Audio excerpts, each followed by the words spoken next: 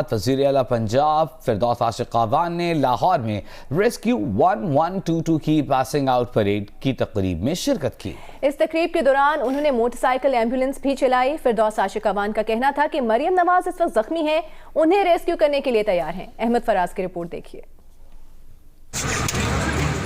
سر پر حفاظتی کیپ اور ریسکیو کی مخصوص جیکٹ، وزیر اعلیٰ پنجاب کی معاون خصوصی فردوس عاشقاوان ریسکیو 1122 کی موٹر سائیکل ایمبولینس پر سوار ہوئیں، کک لگائی اور پریڈ گراؤنڈ کا چکر لگایا۔ معاملے خصوصی اطلاعات فردوس عاشقاوان ریسکیور بن گئی ہیں۔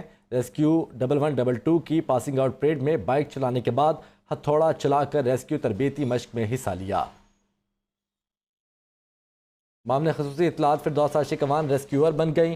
ریسکیو ڈیوٹی ہے، آپ کے سٹاف کی ڈیوٹی ہے کہ جتنا تھرڈ کلاس فوڈ ہے یہاں سے اٹھوائیں۔ میں یہ بھی گورنمنٹ نے لگایا نا، اس پہ یہ لوگوں کے لٹیروں کے ہاتھوں لوگوں کو چھوڑ دوں کہ گورنمنٹ یہاں پہ بھی جواب دے ہے۔